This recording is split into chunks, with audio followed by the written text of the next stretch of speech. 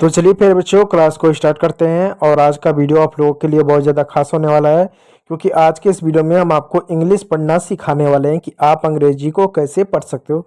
देखिए बच्चों, यहाँ पर मैंने अंग्रेजी के कुछ लेटर लिखा है। आप इस लेटर को पहले देखो और पढ़ो। आप इनको क्या पढ़ोगे?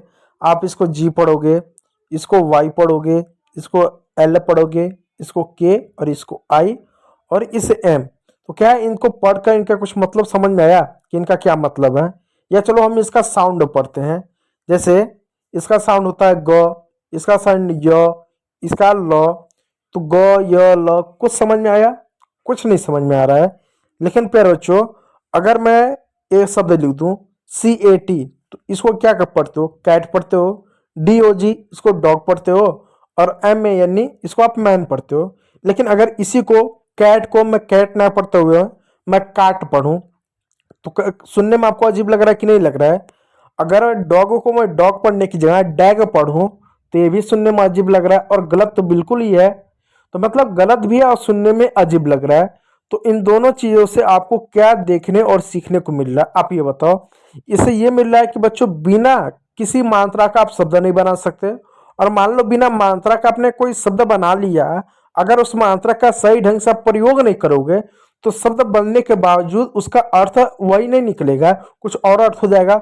मान लो यहाँ पर ओ की मात्रा, उसका उच्चारण ओ के रूप में नहीं किया, ए के रूप में कर दिया, तो डैग बन गया, कात हो गया, मान हो गया, MAN मान हो गया। तो मतलब उसका अर्थ भी नहीं निकल रहा है। ठीक है, अब मैं इसी को अगर बोलूं कैट डॉग मैन, तो मतलब इनका कुछ एक अर्थ अपना निकल रहा है, कुछ इनका मीनिंग बन रहा है। ठीक है प्यारे बच्चों, तो ये जानना बहुत जरूरी है बच्चों कि आप जब अंग्रेजी पढ़ो या जब लिखो, तो जो भी शब्द बनेगा वो वाउल यानी मात्राओं से बनेगा। और किससे बनेगा? और जो होगा आपका व्यंजकों से ही मिलाकर बनेगा। तो पहले हम इसको पढ़ते हैं और कोशिश करेंगे कि कैसे आप अंग्रेजी पढ़ सकते हो, अंग्रेजी में कैसे किसी का नाम लिख सकते हो। ठीक है, और कमेंट में जो भी आपका प्यारा सा नाम होगा कमेंट जरूर कीजिएगा। तो देखो बच्चों, हिंदी में टोटल आपकी 13 मात्राएं होती हैं। ठीक, लेकिन जब हम अंग्रेजी की दुनिया में जाते हैं, अंग्रेजी पढ़ने आते हैं, तो वहां पर हमको सिर्फ 5 मात्रा मिलती है। A, E, I, O और U। ये जो 5 मात्रा हैं, इन्हीं 5 मात्राओं से हिंदी की 13 अंग्रेजी वाली मात्रा बनी है। यानी हमने अ को ए कर दिया, तो डबल आ के लिए हमने डबल ए से आ की मात्रा कर दिया, डबल ई से हमने बड़ी की मात्रा कर दिया। तो इन्हीं के पेयर को मिलाकर हमने क्या किया, ये हिंदी की 13 मात्रा बनाया। अब सवाल है, इसका प्रयोग क्यों करते हैं बच्चों? जब हमको किसी का नाम अंग्रेजी में लिखना है, तो इन्हीं अंग्रेजी के अक्षरों का प्रयोग करें। जैसे मान लो किसी बच्चे का नाम है सुनील। अब सुनील मान लो चलो हिंदी में, अब हमको अंग्रेजी में लिखना है, तो अब हमको देखना पड़ेगा कि स के लिए अंग्रेजी शब्द क्या होता है, फिर उ के लिए अंग्रेजी शब्द क्या होता है, फिर एन के लिए अंग्रेजी शब्द क्या होता है, और आई और एल के लिए क्या शब्द होता है। तभी हम उसी नाम को हम अंग्रेजी में लिख पाएंगे। तो ये आपको मतलब एक तरीके से किसी का नाम हो गया, किसी का एड्रेस हो गया, आपको अंग्रेजी में लिखने में मदद करेगा। तो ध्यान दीजिएगा, अ का बच्चों ए होता है, आ से डबल ए होता है, छोटी ई से आई होता है, बड़ी ई से डबल ई होता है, छोटा यू से उ होता है, और बड़ा उ से डबल ओ होता है, ऋषि से आर आई होता है, ए से ई होता है, ए से ई आई होता है, ओ से ओ की मात्रा होता है, औ से ए यू होता है, अंगद से ए एन होता है, और अ से ए एच होता है। अब जरा इन मात्राओं पर अगर ध्यान जाओगा, तो कुछ ऐसे मात्रा होते हैं जो एक जैसे लग रहे थे, जैसे अ आ, ई उ ए। तो ऐसा क्यों? डायरेक्ट एक ही होना चाहिए था ना। चलो ठीक है, आ हो गया, तो अ की क्या जरूरत, या जब छोटी ई है तो बड़ी ई की क्या जरूरत है? तो बच्चों, जो मात्राएं होते हैं इनके 2 तरह के साउंड होते हैं, एक होता है लघु और एक होता है दीर्घ। दीर्घ का मतलब होता है बड़ा, लघु का मतलब छोटा है। जैसे अ छोटा मात्रा है, जबकि आ बड़ा मात्रा है, छोटी ई छोटा मात्रा है, बड़ी ई लघु उच्चारण है। तो इस तरीके से लॉन्ग और शॉर्ट इनके साउंड होते हैं। ठीक है, इस बात को याद रखिएगा। उसके बाद जो आपका आता है व्यंजक। अब सवाल है व्यंजक क्यों? क्योंकि बच्चों आप हिंदी या अंग्रेजी पढ़ते हो तो व्यंजक भी काम आता है। ठीक है, तो व्यंजक देखिए। अब बच्चों, ये जो आपके व्यंजक की जो अंग्रेजी बनी हुई है ना, यह अंग्रेजी के जो 26 लेटर होते हैं, उन्हीं को मिलाकर हमने बनाया है। जैसे आपने पढ़ा होगा कि अंग्रेजी में जो सी होता है, उस सुई के लिए हम क लिखते हैं, या तो हम स लिखते हैं। और बच्चों एच का बच्चों ह होता है, हमने दोनों मिला दिया CH, तो सी एच का बच्चों च बन गया। तो हमने उधर ही से इसको मिलाकर इनको भी बनाया है। तो क का बच्चों के होता है, ख के लिए हमने के एच का प्रयोग किया, ग के लिए जी का प्रयोग होता है, जबकि घ के लिए जी एच का प्रयोग होता है, अंग के लिए एन जी का प्रयोग होता है। इसमें ध्यान दीजिएगा, जो पहले वाले में रहेगा वही दूसरे वाले में रहेगा, बस एच जुड़ जाएगा। जो तीसरे वाले में रहेगा वो चौथे में हो जाएगा, बस एच जुड़ जाएगा। जैसे आप च वर्ग में देखिए, च का क्या होगा, सी एच होगा, और छ में क्या होगा, सी डबल एच हो जाएगा, यानी एच एक्स्ट्रा जुड़ गया उसमें। ज का जे होता है, झ का जी एच होता है। अब देखो इसमें भी एच जुड़ा, इसमें भी एच जुड़ गया, तो जो इधर था वो उधर ही होगा, बस एच उसमें जुड़ जाएगा। ठीक है, तो पहले वाले वर्ग में भी जुड़ता है, दूसरे वाले वर्ग में भी एच जुड़ता है। तीसरा वर्ग आता था ट और त वर्ग। देखो बच्चों, इनकी अंग्रेजी समान होती है, कंफ्यूज मत होइएगा बच्चों। जो ट वर्ग होता है, जो त वर्ग होता है, इनकी अंग्रेजी समान होती है।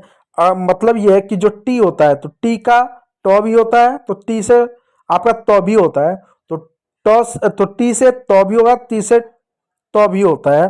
ठीक है, जैसे ट से टी, ठ से टी एच, ड से डी, ढ से डी एच, अना से एन, त से ती, थ से ती एच, द से दी, ध से दी एच, और अना से एन। अब देखिए ऊपर और ऊपर नीचे इन दोनों की अंग्रेजी समान है, तो इनकी और इनकी अंग्रेजी समान होती है, कंफ्यूज कभी मत होइएगा। ठीक है, अगर आपको कहीं पर डी दे दिया जाए तो ड भी हो सकता है, द भी हो सकता है। ठीक है, कहीं पर डी एच दे दिया जाए तो ढ भी हो सकता है, ध भी हो सकता है। कहीं पर अगर आपको एन दे दिया जाए तो अना भी हो सकता है, आपसे अना भी हो सकता है, न भी हो सकता है, क्योंकि दोनों की अंग्रेजी देख सकते हो समान है।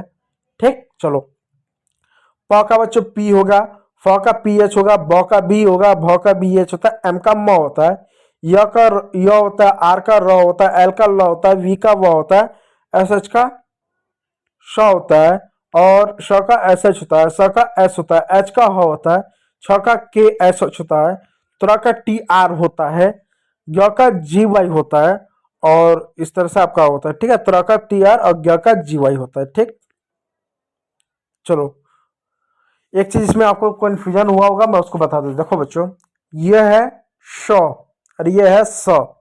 श स, इसको स पढ़ते हैं, इस वाले को स पढ़ते हैं, इस वाले को श पढ़ते हैं, श श श स। ठीक, चलो, अब नाम को लिखना है। आखिर कैसे नाम को लिख सकते हैं, आप सबकी अंग्रेजी मैंने बता दिया। क का क्या होगा, प का क्या होगा, ल का क्या होगा। तो क का क्या होगा बच्चों, क का आपके सामने देखो यहाँ पर जो है, पहले आपका क होगा, एक के होगा। लेकिन एक चीज और बता, देखो बच्चों, यहाँ पर जो नाम लिखेंगे ऋषि की मात्रा वाला नाम लिखेंगे। किसकी मात्रा वाला, ऋषि की मात्रा वाला। ठीक है, तो ऋषि की मात्रा वाला नाम लिखने के लिए क्या होगा बच्चों, यहाँ पर ध्यान दीजिएगा, हम ऋषि की मात्रा के लिए आर आई का प्रयोग करते हैं। आमतौर पर ऋषि की मात्रा के लिए कोई अंग्रेजी नहीं होता है, लेकिन अधिकतर हम आर आई का प्रयोग करते हैं। ठीक है, तो के का क हो जाएगा, ऋषि की मात्रा के लिए आर आई हो जाएगा, पी का प हो जाएगा, ए का आ की मात्रा हो जाएगा, एल का ल हो जाएगा कृपाल। ठीक है, या डबल ए भी आप इस तरह से लिख सकते हो, या सिंगल ए भी आपका चल जाएगा, इस तरह से होगा कृपाल। ठीक है, चलो, अगर आता है कृतेश, तो के से क हो जाएगा, आर आई से ऋषि की मात्रा, टी से त हो जाएगा, ई से ए की मात्रा हो जाएगा, एस से श हो जाएगा कृतेश। ठीक है, अब अगला शब्द है कृणाल। कृणाल, क्या कृणाल, के से क हो जाएगा, आर आई से ऋषि की मात्रा, अना के लिए एन का प्रयोग कर दो, ए के लिए आ की मात्रा कर दो, एल के लिए ल कर दो, कृणाल हो जाएगा, कृणाल। ठीक है, अगला शब्द था कृष, तो के से क हो जाएगा, आर आई से ऋषि की मात्रा हो जाएगा, श से एस एच हो जाएगा कृष। अब कृषा कैसे होगा, के से क, आर आई से ऋषि की मात्रा, एस से श, और ए से आ की मात्रा, कृषा हो जाएगा। और उसी में अगर कृषिका किसी का नाम रहा तो कैसे लिखेंगे, तो देखो, के से, देखो बच्चों, के से क लिखेंगे, आर आई से ऋषि की मात्रा लिखेंगे। ठीक है, ऐसे से श लिखेंगे छोटी ई के लिए, आई की मात्रा, के से क, ए से आ की मात्रा, कृषिका। इस तरीके से हम इसको लिख सकते हैं। ठीक है, तो मतलब आप इसमें एक चीज ध्यान दे रहे हो कि जहां पर भी री है उसके लिए आर आई का हम प्रयोग कर रहे हैं, बेहिजक आप आर आई का प्रयोग करोगे। ठीक है, चलिए, अब आता है ऋषि, तो ऋषि नाम लिखने के लिए भी आर आई प्रयोग कर दो, और ऐसा से श कर दो, और छोटी ई के लिए आई लिख दो, ऋषि हो गया। अब ऋषभ कैसे होगा, तो आर आई से र हो गया, और श के लिए एस एच हो गया, और ए लगा दो क्योंकि बीच में मात्रा नहीं है, बी का भ के लिए बी एच लिख दो। अब बच्चे कहेंगे हम क्यों ए लगाएं, ए से क्या होता है? तो अगर आप ए नहीं लगाओगे तो उससे क्या होता है? देखो जो श होता है ना बच्चों, क से लेकर क से ज्ञ तक जितने भी अक्षर होते हैं सभी अक्षरों में अ आता है। जैसे आप मेरे साथ बोलो क, तो लास्ट में देखो ध्वनि सुनाई दिया। आप ख बोलो ख, तो लास्ट में देखो ध्वनि सुनाई दिया। अब ग बोलो ग, तो ध्वनि सुनाई। उसी प्रकार श में भी क्या होता है? अ की ध्वनि होती है। अब बोलो श, तो आया। ठीक है, तो इसलिए अ का अंग्रेजी क्या होता है? अ का बच्चों ए होता है, इसलिए हमने ए लिखा। अब कोई बच्चा कहेगा नहीं मैं ए नहीं लिखूंगा, मैं ऋषभ इस तरह से नाम लिखूंगा, इस तरीके से, इस तरीके से नाम लिखूंगा, मैं ए नहीं लिखूंगा। तो अगर वो ए नहीं लिखेगा, इसी चीज को जब हिंदी में ट्रांसलेट करेंगे इस आधार पे, तो देखो ये इसकी अंग्रेजी कैसे बनेगा। आर ऐसा कोई व्यक्ति होगा ऋषि लिख देगा, एस एस का क्या लिखेगा? श लिखेगा, लेकिन बगल में क्या, फिर आपका कॉन्सोनेंट है, बीच में मात्रा नहीं है, तो श को आधा ही श लिखेगा और भ को पूरा लिख देगा, तो ऋषभ इस तरीके से हो जाएगा। तो श को पूरा क्यों नहीं लिखा? क्योंकि ए है नहीं।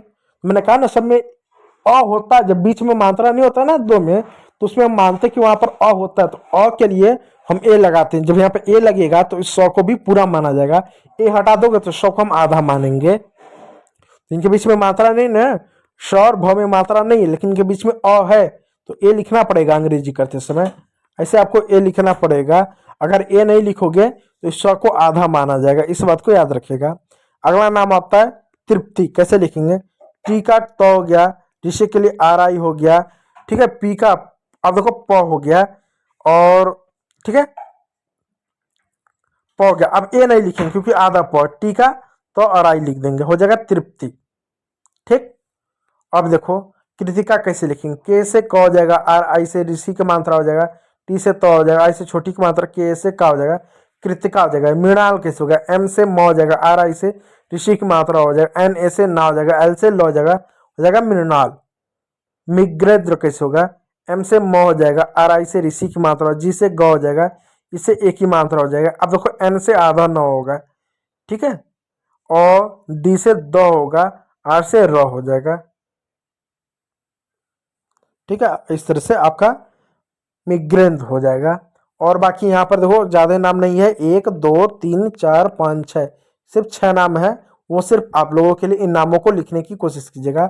यदि लिख पाते हो ठीक है, यदि नहीं लिख पाते हो तो कमेंट बॉक्स में कमेंट कीजिएगा, मैं आपको इसको अगले वीडियो में कवर करा दूंगा। तो मतलब इतना नाम मैंने प्रैक्टिस करवाया, 6 6 12, तो आप 6 नाम लिख लोगे।